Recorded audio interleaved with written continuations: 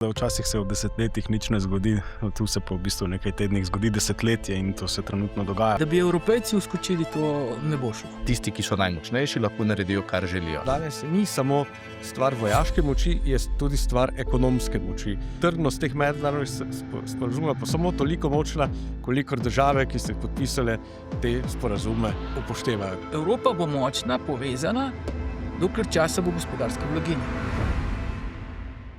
Lepo zdrav v novem aktualnem SBC-evem podcastu, v katerem bomo tokrat govorili o svetovnem dogajanju, ki seveda še kako vpliva tudi na dogajanje v Evropi in posledično tudi na dogajanje doma pri nas. Pa čeprav se nam iskreno zdi dogajanje tam v Venezueli precej daleč, dogajanje v Ukrajini je praktično že del novic, kjer samo zjutraj preberemo, koliko letalnikov je poletelo v eno ali v drugo stran. Potem je tukaj zdaj Grenlandija, tudi ta največji otok na svetu je kar precej oddaljen, pa še danski ni, odvisno kako zdaj na to stvar gledamo. Pa vendarle se dogajajo stvari, ki bodo imele velik vpliv. Ali mednarodno pravo, ki že tako ali tako ni vedno veljalo, sploh še velja. Kaj torej velja? Je to samo še moč in vpliv? O tem bom danes govoril s tremi gosti in lep pozdrav vsem trem. Dober dan. Začnemo z doktorjem Farisom Kočanom in lep pozdrav z VDV-ja. Boštjan Perne, lahko rečemo, da ste zdaj na Ministrstvu za obrambo, ampak en del svojega poslanstva ste opravljali tudi kot vodja vojaške obveščevalne službe, kar pomeni, da imate kar precej uvida v to, kaj se dogaja, ne? Pa Tine Kračun, inštitut ISR, tako inštitut za strateške rešitve. rešitve in prav rešitve bomo iskali danes tudi za svet, v katerem živimo. Ampak vendarle, ko sem se pripravljal na tale podcast, kar veliko stvari se je zgodilo od 1. januarja pa do danes. Morda zadnja, danes potuje nemški zunanji minister v Ameriko. Lahko rečemo, da je to neka evropska ofenziva, da pri Trumpu preverijo, kaj se pravzaprav zdaj sploh gre, kaj se dogaja od padca Madura do groženj Kubi in pa seveda tisto, kar Evropejce zdaj najbolj zanima, je, kakšna bo usoda Grenlandije. Faris, sem vesel, da si znova del podcasta. Veliko govorimo o teh mednarodnih dogodkih, a se je zdaj vse hitro zgodilo tisto, kar smo morda v letu prejšnjem pričakovali, ali še več? Ja, eno izmed takih zanimivih izrekov je, da včasih se v desetletjih nič ne zgodi, tu se pa v bistvu v nekaj tednih zgodi desetletje in to se trenutno dogaja v svetovni politiki. Z Donaldom Trumpom prihaja do nekega novega konteksta v mednarodni skupnosti, kjer določene implicitne zadeve eksplicitno poudarimo, zapišemo, zarišemo in v tem kontekstu je treba razumeti tudi ameriški poskus vnovične hegemonije. Nič drugega ni, ne? Amerika oziroma Trump ne želi pristati na to, da je svet multipolaren, multikompleksen in da imamo več centrov in več osi. In v tem kontekstu je potrebno tudi razumeti intervencijo v Venezueli. Sploh zato, ker gre za ameriško dvorišče. In v tej luči America first ali pa najprej Amerika kaže na to, da bo Amerika najprej zasledovala lastne interese, to, kar se je videlo recimo tudi v primeru Venezuele, kjer ni želel zgodbičiti, da gre za neko globalno varnost, globalni boj zoper drogam, neko globalni mir kot tak, ampak gre šlo za ameriške nacionalno-varnostne interese in v tem kontekstu je treba ali pa lahko tudi evropske države razumejo to Grenlandijo, ki se sedaj dogaja. Trump veliko govori, ampak veliko od tega potem tudi skozi udejanja. Recimo, dostikrat govorimo o Trumpu kot o nasilnežu, kot nekem buliju, kot nekom, ki manipulira, ampak Trump dejansko je v tem letu in pol ali pa 2 letih marsikaj, kar je povedal, se je dejansko potem tudi uresničilo ali pa je skušal uresničiti in verjetno smo prišli do tega, da moramo Trumpa bolj poslušati, da moramo Trumpa tudi bolj resno jemati in da v skladu s tem je treba potem tudi to, kar si sam rekel, anticipirati določene rešitve in lahko razumemo torej tudi nemškega zunanjega ministra v Washingtonu v tej luči, da je potrebno razumeti, ali je NATO še živ, ker seveda, če bi prišlo do kakršnekoli intervencije, je NATO kot politična organizacija mrtva in tega se seveda tudi v Washingtonu zaveda in znotraj tega je potrebno iskati ustrezne rešitve.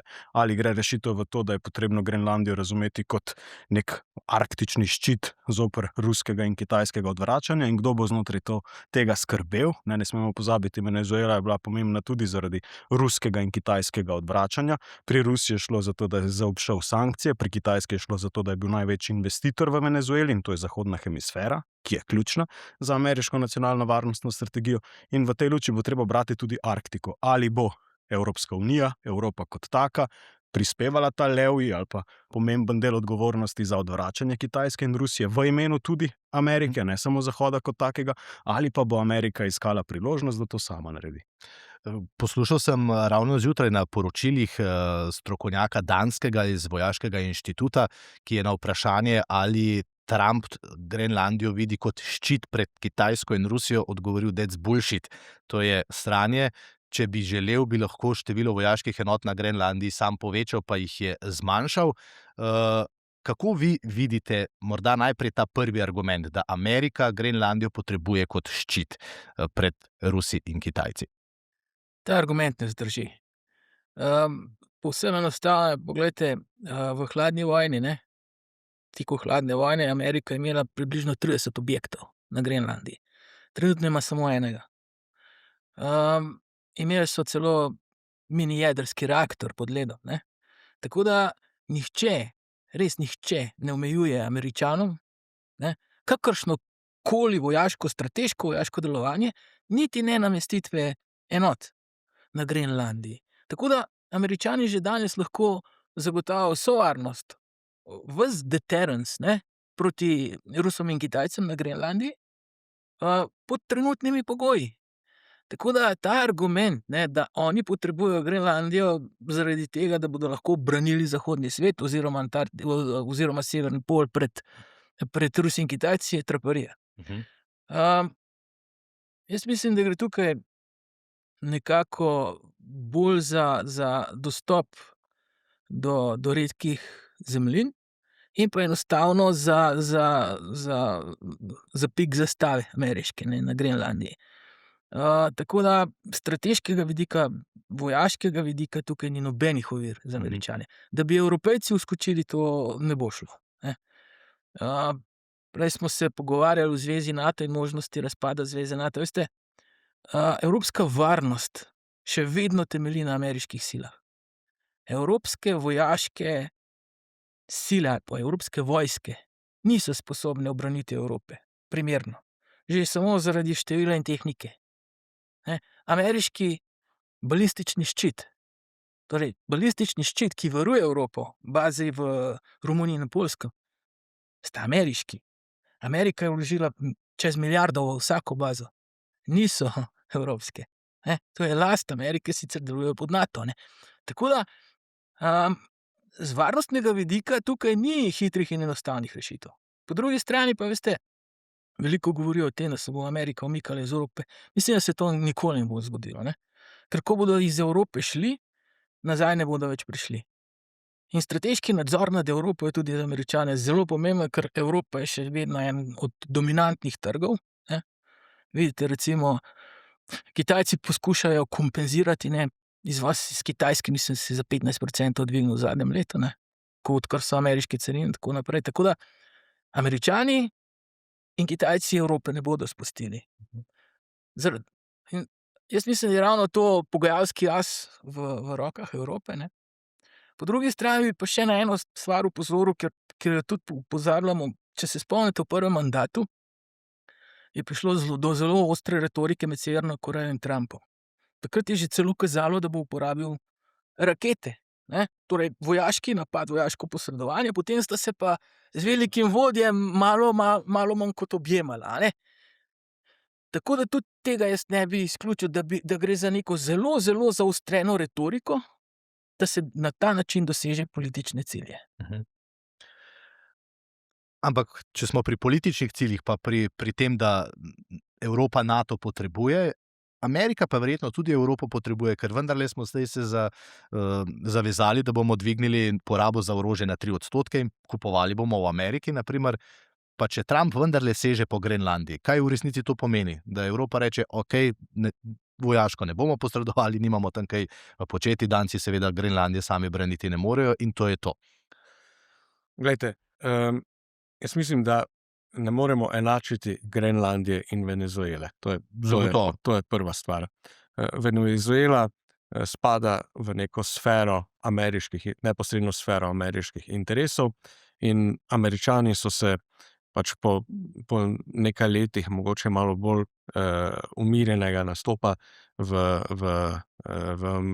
mednarodnem smislu odločili, da bodo pač pokazali, da je to njihovo interesno območje in da ne bodo tolerirali, da bo tam katerakoli druga država kot Kitajska ali katera tretja država obvladovala ekonomsko politiko ali kakšno drugo politiko ene države v zahodni hemisferi. Tako da to je prva stvar. Druga stvar, jaz bi se zelo strinjal s tem, da ni cilj Amerike, pa tudi mislim, da ne cilj Donalda Trumpa, da bi NATO razpadlo. NATO je pomembna strateška organizacija, strateško pomembna za Ameriko, zato ker je nenazadnje to tudi ščit med Ameriko in Rusijo, po drugi strani pa zagotavlja tudi stabilnost Evropi, evropskemu polotoku, ki je Ameriki v interesu. Namreč Evropa je še vedno za Ameriko najpomembnejši trg, blagovna menjava med EU in Ameriko je za ZDA pomembna in zato je tudi stabilnost na evropskem v Evropi za ZDA pomembna. Torej te insinuacije ali namigovanja, da bi bilo ZDA v interesu, da je v Evropi kaos, jaz mislim, da to ne drži, ker ameriški trg vseeno je v veliki meri odvisen od evropskega trga, zato kakorkoli bi to ogrozili, s čimerkoli bi to ogrozili, s tem tudi ogrozijo lastno gospodarstvo. Še nazadnje, pa ne najmanj pomembno, pa je to, NATO je pomemben tudi za ameriško vojaško industrijo. Evropske države več ali manj kupujejo ameriško orožje, tudi obrambo Ukrajine več ali manj financirajo evropske države z nakupom ameriškega orožja. Tako da s tem, če bi ZDA naredile kakršnokoli potezo v smeri ogrožanja NATO, s tem tudi ogrozijo lastne gospodarske interese, pa tudi seveda lastno varnost. Ampak če zdaj vse tri vprašam, če se vendarle Trump odloči, da vzame Grenlandijo. Pomenljivo je dejstvo, da je 40% Dancev prepričanih, da bo to Trump naredil. Si predstavljate, še 10 let nazaj, da bi se v Evropi pogovarjali o verjetnosti, da naš največji zaveznik, da naš največji prodajalec orožja, da naš največji branitelj naredi nekaj tako neverjetnega. Kako naj to torej razumemo? Da v resnici res pravila ne veljajo več in da danes tisti, ki so najmočnejši, lahko naredijo, kar želijo. Na tej strani Američani z Grenlandijo, na drugi strani priprava, da to naredijo Kitajci s Tajvanom in v Rusiji, naprimer, da to naredi z Doneškim in Luganskim delom Ukrajine.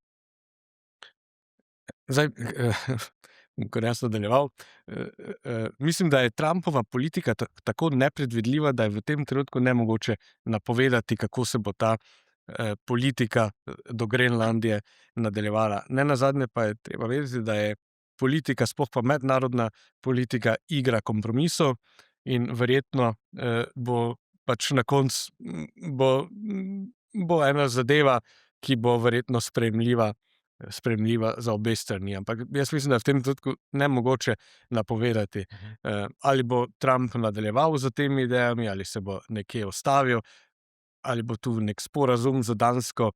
Mislim, da je v tem trenutku to nemogoče napovedati. Faris, verjetno bo kakšen sporazum z Dansko, tako kot je z Ukrajino za redke kovine, a? To je zelo, mislim, da je to ključno, to, kar sta oba tudi kolega rekla. Trump, ko počne spektakel tudi v odnosu do Evrope, počne tudi zato, da se Evropa zaveda svoje strateške vrednosti ali pa znotraj tega konteksta pomembnosti. In tudi Grenlandijo lahko v tem smislu razumemo. Več denarja recimo za eksteritorialno ozemlje, Grenlandiji se lahko več evropskih sredstev za to nameni, tudi z Dansko se lahko pogovarja, da se kaj več evropskega denarja steče, zato da se lahko te redki materiali potem tudi ustrezno usmislijo. Lahko je to tudi ena izmed strategij, češ jaz prepoznavam vrednost Grenlandije, češ je, da jo tudi vi kot moji zavezniki in zato nekaj naredite, lahko je povsem tudi ta genialna ideja. Kar se tiče pa same Grenlandije, pa lahko, če se Trump res odloči za to, da Grenlandija postane del njegove neposredne interese, lahko to naredi v skladu z mednarodnim pravom. Se pravi, v skladu z pravico do samoodločbe, lahko znotraj Grenlandije spromovira idejo, da se Grenlandija osamosvoji, potem podpišejo trgovino oziroma prostotrgovinske sporazume ali pa proste asociacije po vzoru Maršalovih otokov, po vzoru Palau, po vzoru Mikronezije. Ne? In v tem kontekstu lahko Grenlandija popolnoma v skladu z mednarodnim pravom ali pa z nekim utečeno prakso, ki jo poznamo in ki jo legitimiramo, postane del. Lahko je tudi portoriški model, ne po osamosvojitvi, ne, da postane recimo del Amerike, pa ne hkrati zvezna država. Ne. Tako da Trump ima tudi znotraj tega možnosti, če se bo za to odločil. Seveda je pa odvisno od tega, kakšno stopnjo legitimnosti ima znotraj Grenlandije, kot se zdi, ne želijo biti niti pod krono, ne želijo biti niti pod Američani, ne, ampak ta potencial, dajmo reči, neke pravice do samoodločbe očitno obstaja in tu se bo morala Evropska unija verjetno tudi z krono pogovoriti, pa znotraj držav. Jaz mislim, da če je to tako pomembno tudi v luči recimo kritičnih materialov in procesa recimo digitalne suverenosti in tehnološkega tekmovanja, ki ga vidimo med Ameriko in Kitajsko, verjetno čas za to tudi Evropska unija prepozna in morda se usedejo in se pogovorijo tudi o potencialu tega, če nam je Grenlandija pomembna, pa naj postane 28 država članica Evropske unije, pa je stvar rešena. Ja, se strinjam z obema. Poglejte, tukaj ni enostavnih rešitev. Pozabljamo, da je bila Grenlandija že z enim velikim korakom že od Danske proti samostojnosti, neodvisnosti. Ne? Tako da Grenlandija ni tipična Danska, ne? In niti ni EU. Ne? Po statusu ni del Evropske unije. Tako da Grenlandija je bila že prej na poti proti samostojnosti in jaz mislim, da je to Donald Trump tudi uvidel in poskuša izkoristiti. Ne. Zdaj, če bi šel v vojaško avanturo, dobro, to, a veste, to 1000-2000 vojaki naredi zasedbo Grenlandije, ne, ker nihče jo ne bo vojaško branil, ker je nesmiselno. Ampak poglejte, v kakšen krč je spravil Evropo. Ne. Imamo sankcije proti Rusiji. Energentov iz Rusije kmalu ne bo nič več. Ne? Preganjamo njihovo shadow fleet, to se pravi njihovo ilegalen izvoz energentov. Torej, Evropa je zaključila z Rusijo. Odvisni smo od ameriškega plina, ki so ga seveda s pridom sedaj bistveno dvignili in tudi investicije v plinsko industrijo v Ameriki rastejo, nenormalno rastejo. Ne? Torej, oni rabijo Evropo kot odjemalca. Potem pa recimo vojaško napadejo recimo Grenlandijo in kaj bo sedaj Evropa? Še energetske sankcije proti Ameriki? Ja, ne gre. Ne gre. Tako da Donald Trump točno ve, kakšne so njegove karte. Nje sicer, tako kot sta oba dva kolega rekla, Trump je nepredvidljiv. Ne? Dejansko lahko pride s padalci na Grenlandijo, ampak jaz mislim, da se to ne bo zgodilo. No? Jaz mislim, da bo on s tem političnim pritiskom dosegel neke vrste sporazum, tako kot je kolega rekel, ne? Ki bo izjemno ugoden za Ameriko in potem bo po svoji stari navadi odšel v Evropo in se objemal z von der Leyenovo, kot da smo največji prijatelji. Ne? Veste, ne glede na to, da prevladuje zdaj, da je ta soft power šla na stran in hard power je tista, ki prevladuje, ne? Tudi Kitajci so to pogruntali, ne? Bomo to verjetno odprli, seveda. Ja, ampak ne glede na vse to, bi bila vojaška avantura za Trumpa pretvegana. Zaradi tega, ker ni jasno, kakšen bo izid te avanture, gledano gospodarsko, ne vojaško, da se razumemo. Tako da, jaz mislim, da ne bo prišlo do vojaškega posredovanja. Sam kot Evropejec, pa lahko rečem, da kar ponosen Evropejec, član Evropske unije, čeprav imam kup težav od von der Leyenove do Kalasove in do naše moči, ki je ni, ne, kako zdaj mi komuniciramo in niti nisem prepričan, da so to ljudje, za katere jaz hočem, da komunicirajo v mojem imenu, pa se vseeno sprašujem, a potem, ko ne vem, v Ameriki reče Trump, pa njegov podpredsednik, pa zunanji minister Rubio, ja, se to je že jasno, da je to skoraj da naše, in potem mi tukaj gledamo neke odzive, vendarle, a ne tako, kot ste zdaj vsi trije rekli. A je to zdaj to? Se moramo pač s tem sprijazniti, da neka mednarodno pravo, razen če gledo, seveda, kot si ti lepo razloži na Grenlandiji, da je res zdaj ta hard power, ta moč, kjer pa mi moči nimamo. Razen to, da smo pomemben odjemalec, a ne, ampak samo to smo. Prej smo bili odjemalec za Ruse, zdaj smo pa odjemalec za Američane. A je to, a se lahko s tem sprijaznimo? Ja, zagotovo je realpolitika tista, ki v zadnjih letih narekuje tempo mednarodnih odnosov. Evropska unija, pa tudi Slovenija, znotraj Evropske unije imata pač v tem izziv, zato ker je Evropska unija nastala v okviru multilaterale in mednarodnih sporazumov in spoštovanja teh sporazumov, ki potem soustvarjajo mednarodno pravo. Slovenija kot majhna država pa nam drugega ne preostane, kot da v to verjamemo in pač delamo vse, kar lahko, zato da mednarodno pravo v okviru mednarodnih inštitucij deluje še naprej. Zato smo tu v situaciji, ko z orodji, ki nam jih dajo na voljo multilateralne organizacije, pač nekako poskušamo se s temi orodji poskušamo odzivati na realpolitiko, ki je v tem trenutku v svetu prevladuje. In to je zelo zahtevna situacija, ker je realpolitika seveda dosti močnejša, deluje z agresijo in za to agresijo uveljavlja strateške interese posameznih držav in se pri tem ne sklicuje na mednarodno pravo oziroma ga v nekih točkah sploh ne upošteva. In to je ta realpolitika, kjer pa Slovenija v resnici nima nobene moči. Če smo prej še bili, ne vem, predsedujoči Svetu Evrope ali pa smo sedeli v Varnostnem svetu Združenih narodov, pa smo se počutili, da lahko morda kaj naredimo, ko bo šlo zares. Tudi če bomo dobili na oblast morda novo vlado pod Janezom Janšo, ki seveda je velik oboževalec Donalda Trumpa, se za Slovenijo to ne spreminja nič. Ne vem, ta vikend, na primer, novica, ki je šla kar malce mimo, izključna cona na morju, Italija je samo razglasila, Hrvati tudi, mi jo praktično zdaj tam izstopa na morje, če bi tako gledali, nimamo. Tudi madžarski predsednik Orban, predsednik vlade, je dejal, pozabimo, zdaj smo v novem svetu. To je svet, uporabljajo besede, ki so tudi za nas lahko zelo spomnimo se zemljevida Velike Madžarske, na primer, da bom bolj jasen, da ne bomo v inkarju. Se pravi, tukaj je ta Slovenija zdaj sama, ne glede na to, koga bomo imeli za predsednika. Ali se motim?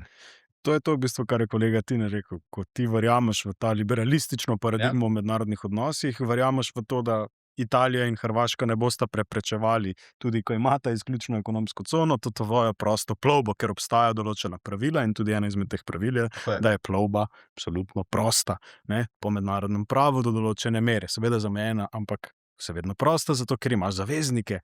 V tem primeru pa absolutno imaš izziv, zato ker Evropska unija je nastala. Evropska unija je rezultat liberalnega mednarodnega reda, kjer so torej pravila bila utemeljena vsaj v normah mednarodnega prava in v skladu s tem se ustvarjalo predvidljivo okolje.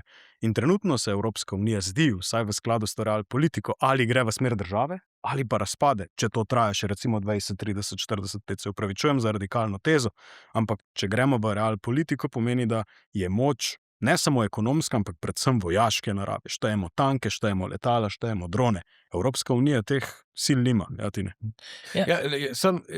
Če lahko, jaz mislim, da realpolitika danes ni samo stvar vojaške moči, je tudi stvar ekonomske moči. Ampak pomembna razlika med realpolitiko in liberalno mednarodno politiko je ta, da v liberalni politiki ti verjameš, da bosta obe državi sporazume spoštovali. Mednarodno pravo temelji na mednarodnih sporazumih, vrednost oziroma trdnost teh mednarodnih sporazumov pa samo toliko močna, kolikor države, ki so jih podpisale, te sporazume upoštevajo, ker nad mednarodnim pravom ni nobene izvršne moči, ki bi lahko to potem udejanjala oziroma prisilila države, da to upoštevajo. Tako da ekonomska moč je pa tudi pomembna, predvsem skozi umetno inteligenco, skozi digitalno ekonomijo, ki se razvija. In jaz mislim, da imamo v Evropi izziv, da se moramo retoriko in konverzacijo, ko se pogovarjamo o strateškem in geostrateškem interesu, preusmeriti od vojaške moči k ekonomski moči. Ker moč Evropske unije je vedno temeljila na gospodarskem sodelovanju in gospodarski moči in ne na vojaški moči. Ko so bile evropske države vojaško močne, se je to vedno končalo z vojno. Mir v Evropi in vloga Evrope na mednarodnem zemljevidu temelji na gospodarski moči. Zato moramo vsi stremeti, predvsem pa politiki, stremeti k temu, da se mednarodna retorika, tudi realpolitična, če želite, preusmeri od vojaške moči, da da fokus na gospodarsko in ekonomsko moč. Mi sicer k temu lahko stremimo, ampak realpolitika je pa nekaj drugega. Poglejte, Američani so, najprej so Rusi rekli, mi za svojo varnost potrebujemo ruski mir, torej ozemlje ruskega vpliva. In so šli z orožjem v Ukrajino. Ker pač Ukrajina je vplivno območje, veste, da ko je bil Kijev že veliko mesto, Moskve še bilo ni. Tako da Kijev ima poseben pomen za rusko oblast, ruske carje še v preteklosti. Američani so rekli, Monroeva doktrina, dvorišče bomo počistili. Venezuela je bila prva, grožnje Kolumbiji, grožnje Kubi, grožnje Mehiki, še celo Kanačanom na začetku. Kitajski Xi, torej predsednik je dal kitajski vojski nalogo, da do leta 2027 vzpostavi sile, s katerimi bi lahko tudi vojaško zavzel Tajvan. Torej, kitajska vojska gre v to smer. In temu je tako, Je pa tako, gospodarska in vojaška moč gresta z roko v roki. Zakaj vojaška moč? Zaradi za tlakovanje poti gospodarstvu, za boljši posel, za večjo blaginjo. In Evropa se v tej novi brutalni realnosti ne znajde. Kar se tiče mednarodnega prava, videli smo, koliko je mednarodno pravo močno na primeru Izraela. Brez vpliva. Dejansko brez vpliva. Kakšna je moč Združenih narodov danes? Brez vpliva. Zaradi tega, ker glavni igralci ne upoštevajo več. Če glaven bully na šoli ne upošteva pravil, so vsi tisti pridni lahko vsa pravila upošteva, pa ne bo miru. In jaz se strinjam, Evropa mora temeljiti na gospodarski moči, hkrati moramo pa nazaj postaviti obrambo. Ker veste, Evropa bo močna, povezana, dokler časa bo gospodarska blaginja. Ko bo prišlo do resnih ekonomskih kriz, poglejte, mi zdaj govorimo o Evropski uniji kot neki super povezani tvorbi. Ni. Nova in stara Evropa že zdaj gresta počasi vsak svojo pot. Poglejmo recimo politiko do migracij. Poglejmo različne politike in kje najdejo skupni jezik. Torej, Evropa ni homogena tvorba. In seveda, gospodarska blaginja je tista, ki veže Evropo. Me pa zelo skrbi to, kar se dogaja. Veste, ker če nekdo velik reče, to mi pripada, lahko potem, ko se stvari bolj destabilizirajo, veste, kakšne sosede imamo skozi zgodovino, lahko tudi na nižjih nivojih. Nekdo reče, recimo, Madžari, pa da ne bom Slovenijo omenjal, večkrat omenjajo, da je Ukrajina v bistvu Madžarska, ki je bila nepravično vzeta v prvi svetovni vojni. In tudi blokirajo začetek pogajanj, na primer. Seveda, veste, kdo nam garantira, ko vse to enkrat pade, da tudi na bolj nižjih nivojih ne bo šlo za politiko moči. Tako da, absolutno se strinjam, močno gospodarsko, ampak žal gredo trenutno razmere v drugo smer. Če morda tukaj naredim samo pavzo, v Ameriki, zdaj smo šli iz tega evropskega dela, morda še skok naprej na mednarodno pravo in kaj bo, če tega ne bo, smo spet pri tem. Nekaj je, da nekaj zahtevaš, nekaj pa je, da morda lahko začnejo ljudi iskati kar po ulicah in še koga kam odpeljajo. Če je to Maduro v redu, smo vsi zadovoljni, če je to zdaj iranski ajatola, smo tudi vsi zadovoljni, ampak če pa je to nekdo, ki ga pa ne želimo dati, je pa potem seveda spet problem.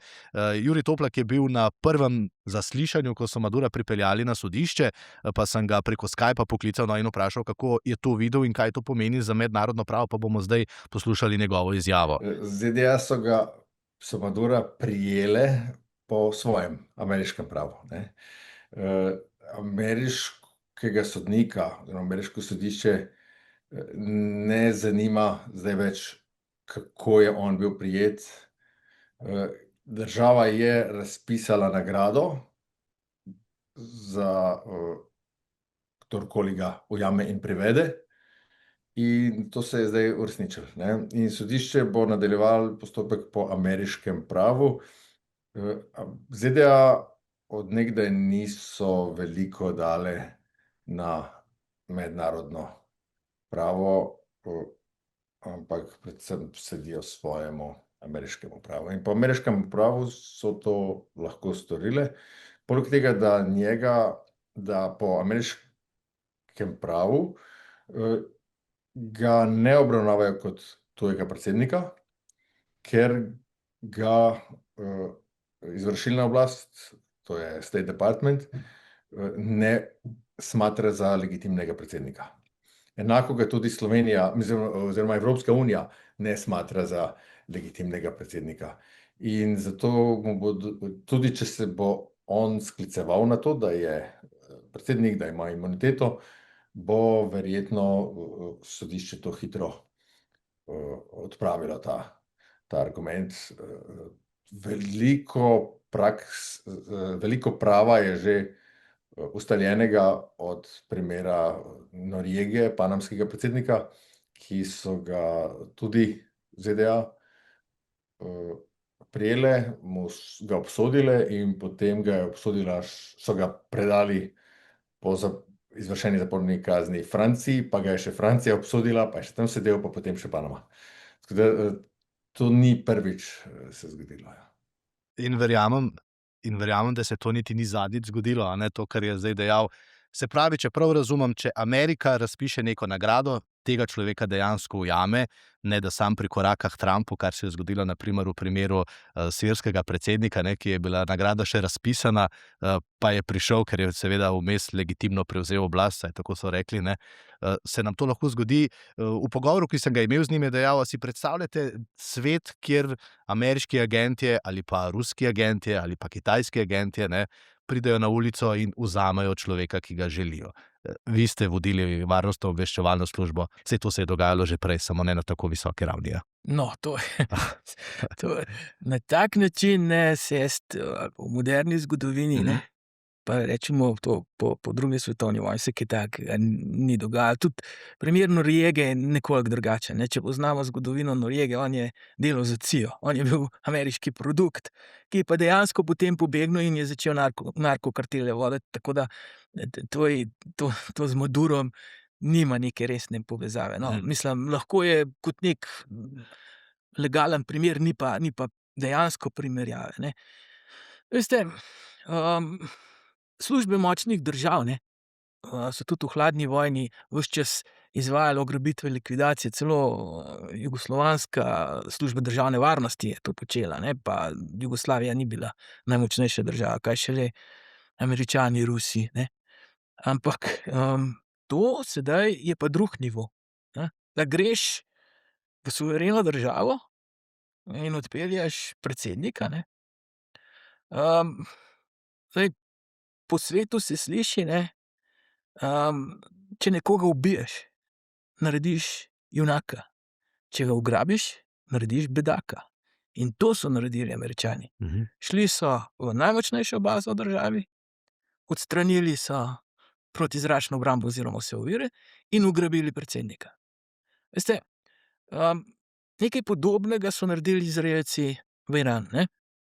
Ampak Izraelci niso bili sposobni ubiti Kamneja, je bilo pa takrat, saj v obveščevalnih krogih je tako slišati, so ga imeli na muhi, pa je Trump preprečil likvidacijo. Torej, danes nič ni več sveto. Če si v interesni coni, ne, neke večje države, nisi več varen. In zdaj, če to projiciramo še na Ukrajino, ne, glavni provokator ruskega režima, torej Medvedjev, ne, je že napovedal, da bodo tudi Zelenskim storili nekaj podobnega, ne, in opozoril potem še druge evropske predsednike v stilu pač njegove. Ampak Tukaj ni več pravil. Poučujete mednarodne odnose, a ne? Ja, Se bodo na novo napisali vse knjige, ali kaj v bistvu v takšnih primerih sploh še poučevati? Da je Ja. dobro, da imaš dobro zaklenjeno sobo, pa veliko orožja, ne. Hecam se, ampak ja. Ja, v bistvu po letu 2001 so se pravila mednarodnega prava zelo razrahljala. Ne.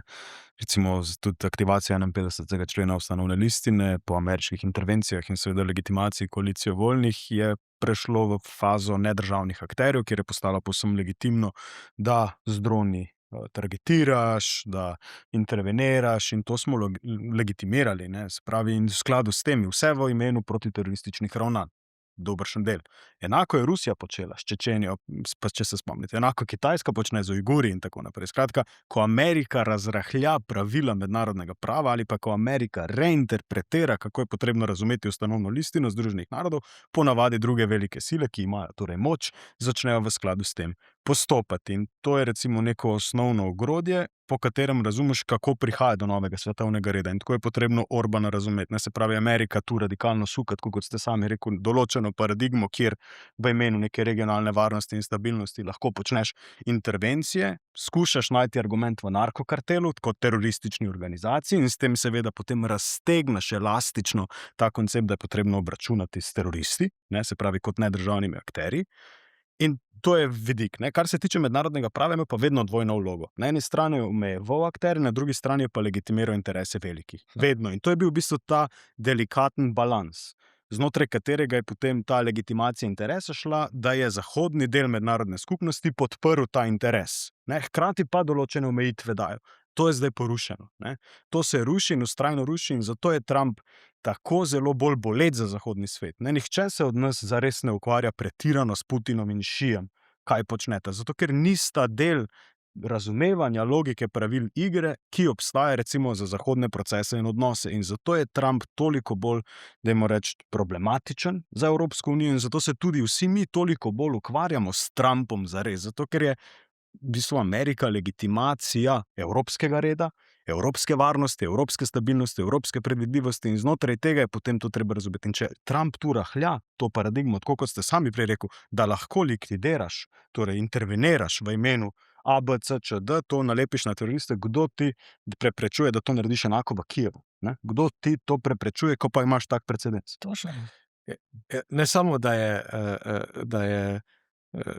je Amerika del tega sistema. Amerika je po drugi svetovni vojni v bistvu glavni protagonist in tudi ustanovitelj mednarodnega sistema, mednarodnega prava, mednarodnih organizacij, nenazadnje Združenih narodov. In seveda, dokler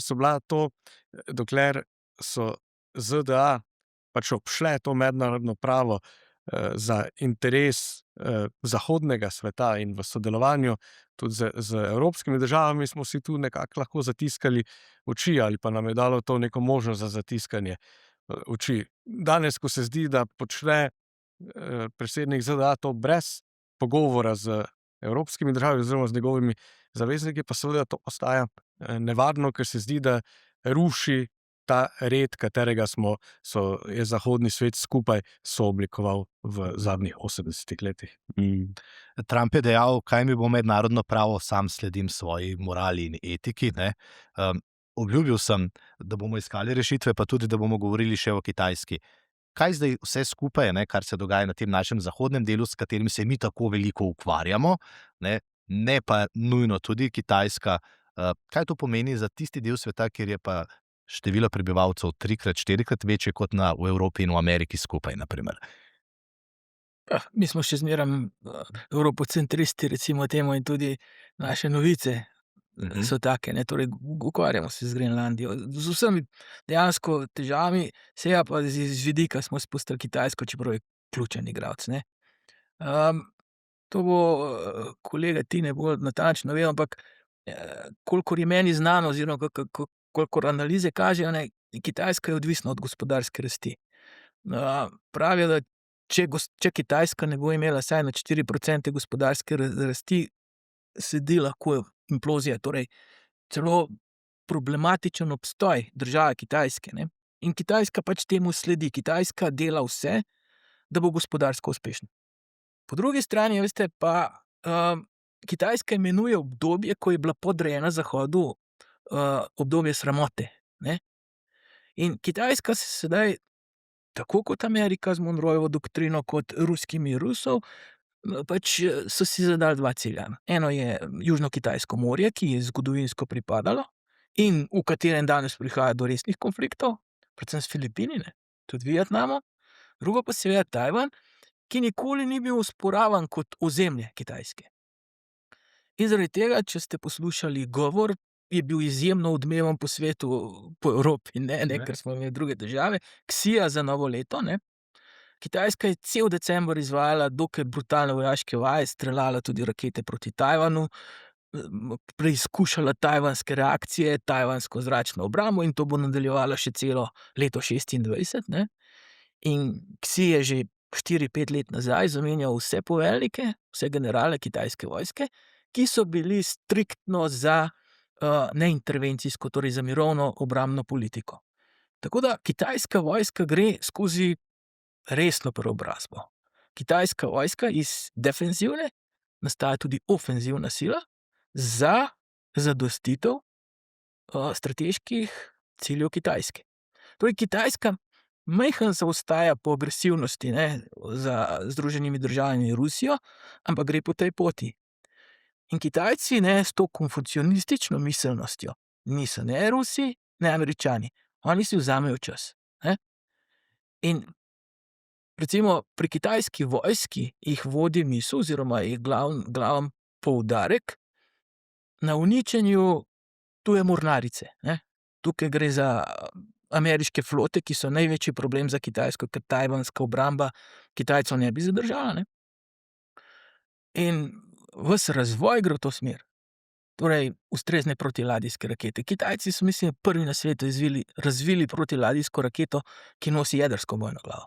Ne? Tako da Kitajci imajo svoje cilje. Niso toliko agresivni, ampak jih pa zelo resno zasledujejo. In Kitajci bodo Tajvan dobili. Bolj bi stavil na hongkonško, torej na mirno rešitev, kot pa na neko vojno intervencijo, ampak tako kot po Monroejevi doktrini Američani želijo, ne, svoj prostor, kot ruski mir, Kitajci želijo svoj prostor. In tukaj pričakovati zdaj, da bodo Kitajci popuščali, ne bodo. Ne? Ne bodo. Ravno zaradi vsega tega, kar smo govorili, ne, predtem. Drugo pa je seveda, to pa kolega bolje vedel, ne, oni morajo ves cajt vzdrževati gospodarsko rast. Ker to je pogoj, da bodo lahko zadostili svojim ciljem. In to jim zaenkrat kar gre, z nekaj nihaj, sicer, ki jih sicer uspešno skrijejo, ne? Ampak Kitajska vendarle, ko sem pogledal, kakšna je njihova gospodarska slika, je pač dobra. Ne? In če pogledamo še, kako vpliva na evropsko, tukaj govorijo zdaj o električnih avtomobilih, solarnih panelih, roboti, naprimer, ki prihajajo, vse to prihaja iz kitajskih tovarn. Ja, Kitajska je v zadnjih 2 desetletjih ujela ta moment tehnološkega preboja, ki je v bistvu tudi glavni gonilnik rasti celotnega globalnega gospodarstva, in tu se je Kitajska močno pozicionirala in seveda zaradi tega tudi ima visoko gospodarsko rast, ki je čisto vzdržna tudi v prihodnje.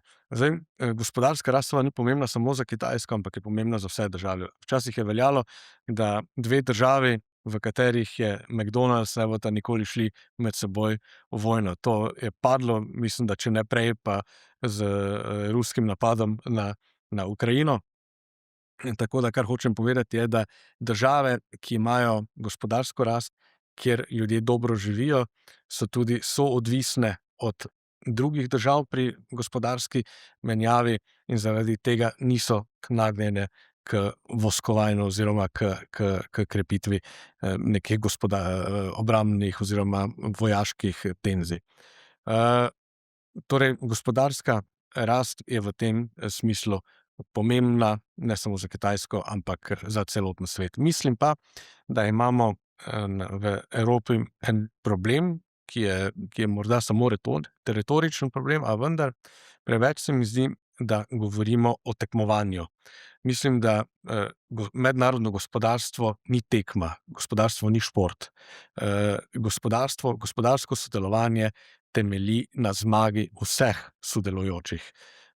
Torej, v mednarodni menjavi ali pa v trgovinski menjavi morajo vse strani pridobiti, če želimo, da ta trgovinska menjava uspeva in se gradi še naprej. Zato jaz mislim, da moramo v Evropi nehati gledati na mednarodno gospodarstvo kot na tekmo Kitajske, Evrope in ZDA. Mislim, da tudi v ZDA in na Kitajskem na to ne gledajo tako. Mislim, da je to unikatno za Evropo, ampak moramo predvsem gledati v sebe, naslavljati lastne izzive in vzpostavljati eno gospodarsko dodano vrednost, ki jo Evropska unija zagotovo ima v globalnem smislu. Dobro izhodišče, Faris, ko je Kaja Kallas razlagala, kako Evropa tekmuje z ostalimi, je še nisem slišal reči sodelovati, ampak tekmovati, in Kitajska absolutno ne, Rusi seveda absolutno ne, z Američani imamo zdaj tudi težave, a ne, to je zdaj ta politični del. Ko govorimo o gospodarski rasti, imamo v Evropi tudi velik problem, a ne, mi niti slučajno ne zasledujemo kitajskih številk 3-4%, ne. Ne, ampak tudi izhodišče drugače. Drži, a ne, ampak ja, namesto povezovanja, kar tudi sam za to mizo velikokrat slišim, tudi s podjetniki SBC-ja, ki delajo na Kitajskem, ki sodelujejo s Kitajci, vsi rečejo, sodelujmo z njimi, ne, vendarle smo dvomilijonski narod, zakaj se zapiramo?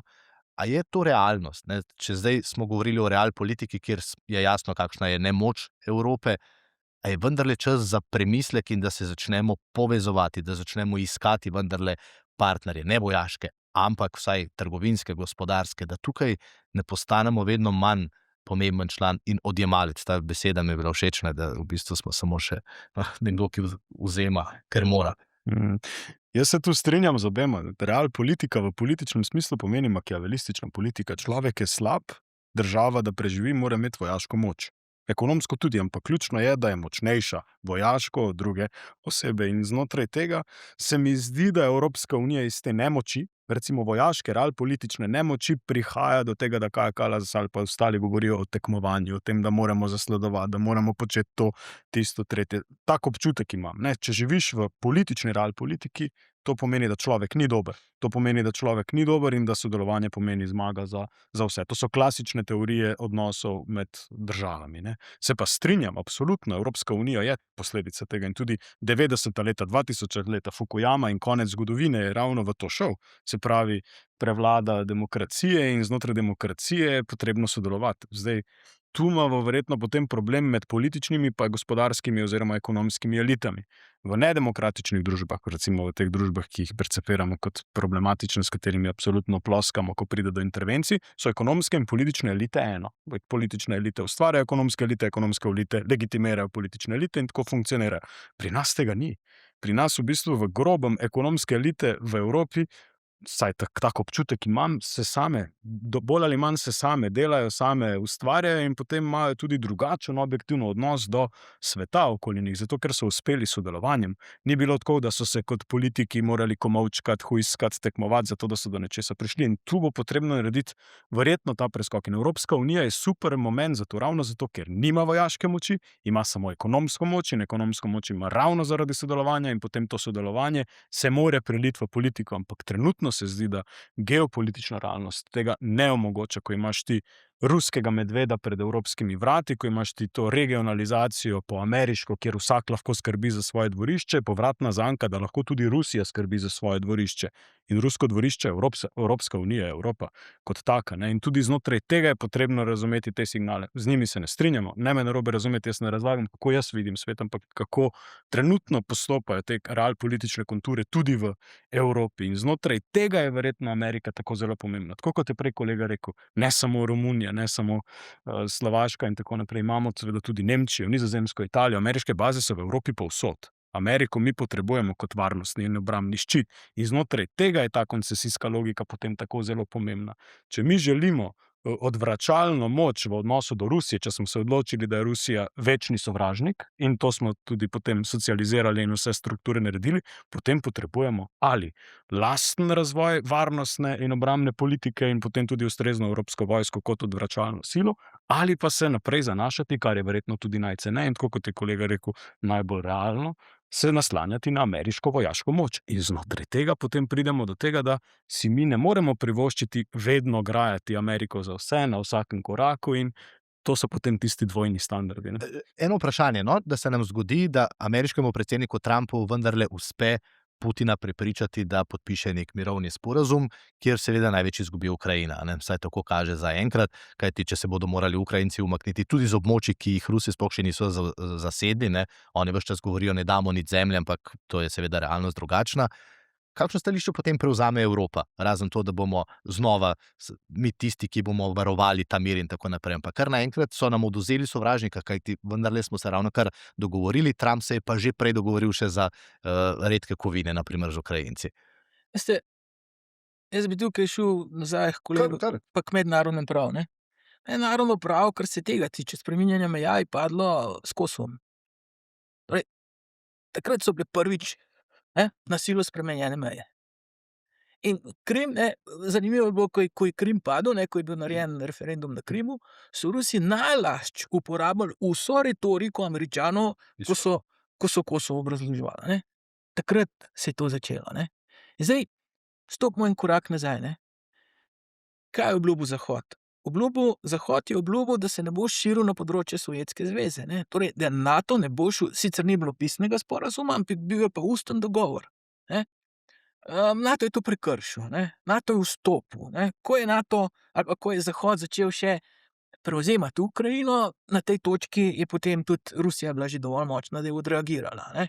Zdaj, Rusi gledajo to kot na svoje vplivno območje. Ne? Pa ne samo na Ukrajino, ne, imamo še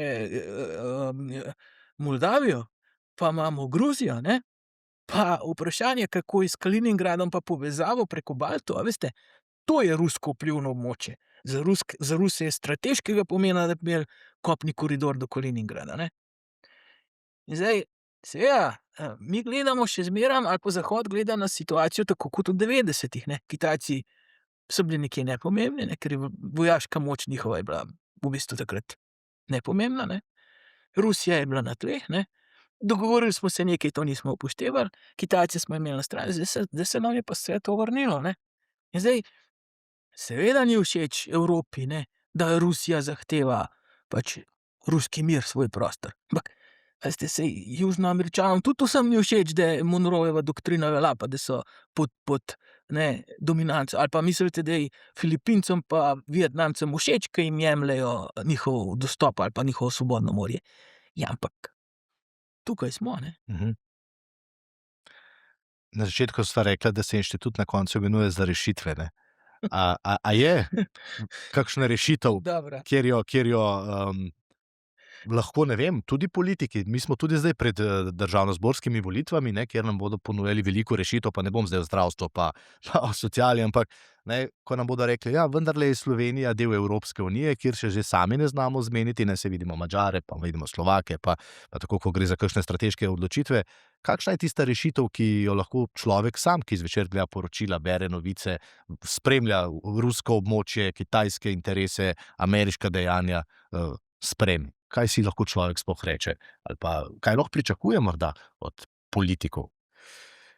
Ja, zdaj, če govorimo o zunanji politiki, Tega se danes držimo. Damo v kontekst zunanje politike. Jaz mislim, da je vloga zunanje politike vsake države ta, da državljanom zagotavlja mir, varnost, gospodarski razvoj in sami državi suverenost. Zdaj, zunanja politika mora pač biti usmerjena sploh majhne države potem v ta cilj in na mednarodnem področju delovati v skladu z tem. Zdaj, pozicije držav v preteklosti so bile različne, recimo Jugoslavija si je to zagotovila skozi držo nevtralnosti in z ustanovitvijo neuvrščenosti. Za Slovenijo varnost in gospodarski razvoj zagotavlja ta Evropska unija in pa NATO. še vedno v tem trenutku in jaz mislim, da je naloga naše države ta, da si prizadeva kot majhna država, mogoče tudi v povezavi z ostalimi majhnimi državami, za čim močnejši, za skupen glas, ki je potem čim močnejši, za to, da se te organizacije krepijo še naprej in da se v okviru tega zagotavlja mir in varnost. To se zelo lepo sliši, ampak če se vrnem pa na začetek pogovora, ne, pa rečemo, a bo NATO razpadel, no sej ne bo, ampak vendarle, ne, no sej imamo Ciper, ne, tam kar Turčija in Grčija delujeta, ne, pa Ampak Slovenija realnega vpliva na No, to, sej. ali bo NATO razpadel ali ne, nima. Je pa za našo državo to, če NATO razpade, če razpade Evropska unija, lahko katastrofa. tako, no. Zato jaz mislim, da tu Mhm. alternative za kakršnokoli drugo pot nimamo. Prikimavate. A lahko še čisto na koncu eno vprašanje, od tega se še nismo dotaknili, ker je, lahko rečemo, v teku, tako ponavadi v poročilih rečejo, ne, ko spremljajo dogodke, tokrat v Iranu. Spet vidimo neko državo, ki ima velik vpliv na dogajanje v Perzijskem zalivu, tudi gospodarsko bo močno vplivala, ker vendarle govorimo o nafti, a ne. Ves čas so tukaj države, ki imajo težave z demokracijo, pa veliko imajo nafte, ne, to je vedno fajn. Mislite, da bo tu prišlo do posredovanja, da se bo tukaj še nekaj prelomilo, še na tisti strani sveta, kar smo lani sicer mislili, da je že skoraj da se je zgodilo, pa se je potem vse umirilo z nekim kvazi mirovnim sporazumom o Gazi, kjer se ne izvaja, ampak zdaj je pa tukaj znova Iran, Izrael in Amerika. No, veste, eno naključje tako, res veliko naključje, ne. Kitajci so približno 100 milijard vložili v venezuelsko naftno industrijo, ne. 70% iranske nafte gre kam? Na Kitajsko, ne. Tako da ta globalna igra je res globalna, ne. Mogoče, če na prvi pogled kaže, da gre samo za Iran pa za Venezuelo, ne gre. Gre za igro velikih in jaz mislim, da ta obračun velikih prihaja v naslednjih 5-10 letih med ZDA in Kitajsko. Ampak če se vrnem na Iran, a ne, veste, protestov v Iranu ni sprožil Trump, ni sprožil Izrael, proteste je sprožila 50% inflacija in nemogoče gospodarske razmere v državi, ne. In na to je ciljal Izrael, na to je ciljal Trump, zato niso ubili Khameneja, ne, ker če bi ubili Khameneja, bi dali večjo moč režimu. Tako pa, veste, jaz ne verjamem, da je pač vse to spontano. Tudi ko so Izraelci napadli Iran, ne, se je pokazalo, da so imeli znotraj Irana odlično organizirano na tleh. Agenturno mrežo in ogromno iranske opozicije, ki je pomagala. Reza Pahlavi, ki živi v Ameriki, ima zelo močen vpliv, ne. Pravi, da ga podpira celo tam 70% Irancev, ne. Tako da tukaj je tudi zelo pomembna igra obveščevalnih služb, iranskih in pa ameriških, ne. Zdaj, strmoglavc režima Ajatol pa ni enostavno. Vi morate vedeti, da je recimo iranska nacionalna garda, ki je lojalna režimu, ne, je številčno skupaj s policijo toliko močna kot iranska vojska. In gre za lojaliste, ki trenutno se ne oglašajo, ne. Zdaj, edino, če bi vojska stopila na stran protestnikov, bi režim lahko padel. To se lahko zgodi. V nasprotnem primeru pa jaz ne bi z roko zamahnil in že drug teden pričakoval spremembe režima. No, tukaj se pa izkaže, na primer, Trump je dejal, da bodo jutri razpravljali o tem, ali posredovati ali ne, ampak Ilona Muska je pa že zaprosil, da je Starlinke posodil v ljudstvo, ki protestira, in ves čas se kaže, da stvar nikoli ni tako enostavna, ne. Če smo Muska še lani, na primer, v Evropi gledali, poglej ga, kakšno politiko spodbuja, ga danes ti isti Evropejci gledamo, aha, poglej ga, ponuja osvoboditev. In zato so ti mednarodni odnosi igra velikih, kjer vsak kamenček prav pride, ne? Drži. In tudi iranski režim se teh Starlinkov zaveda in išče motilce za to, da prekinja konstantno ta dotok komunikacij. Zdaj, kar se tiče vsega, mislim, da sta kolega vse povedala, ampak ne smemo pozabiti, vsi ti režimi so trdovratni v svojem jedru. Tudi venezuelski smo videli, da Trump ni šel v nobeno logiko, da je nekdo v Caracas danes vstopil in rekel, jaz sem legitimni predsednik. Podpredsednica je zaprisegla in s tem se seveda nadaljuje politika iskanja novih interesov ali pa novih v predrugačenih okoliščinah. Enako velja za Iran. Jaz mislim, da Trump to lahko absolutno zdaj utemelji v kontekstu humanitarne intervencije oziroma načela odgovornosti zaščititi. Če bo šel prek Združenih narodov, vemo, da ne bo, ampak znotraj tega ima ta potencial zaščititi prebivalstvo pred lastnimi režimi. To smo naredili v primeru Libije, seveda v spremenjenih okoliščinah z avtorizacijo in s koalicijo voljnih. To lahko počne, ampak Iran je radikalno drugačen. Tudi tu, absolutno, kot je rekel že kolega, to bo neproduktivno za Zahod, to bo v bistvu uničilo lahko potencial, da pride do kakršnekoli tranzicije. Dejstvo je, da imajo nasledstveno krizo, dejstvo je, da so ti procesi bolj ali manj vodeni strani prodajalcev na bazarju, ki so nezadovoljni s tem, da imajo tako inflacijo, da je njihova vrednost valute tako v odnosu do dolarja, kakor je. In enostavno več toliko in toliko brezposelnih. Zdaj, kar se tiče same tranzicije, tudi Mao, Kitajska je potrebovala 30 let po Mao za stabilizacijo. In verjetno bo podobno z Iranom. Jaz ne vidim, da bi mule prepustile zadevo. Še vedno bodo elite vodile določene procese, če se vojska ne vmeša, tako kot je tudi kolega rekel. Mislim, da je vojska tu ključen dejavnik. Če se vojska ne vmeša, pomeni, da grejo v smer neke tranzicije znotraj elit in rekonfiguracije elit, ki bodo vezale te ideološka sidra z materialnimi koristmi in iskale to neko tranzicijo po vzoru Kitajske.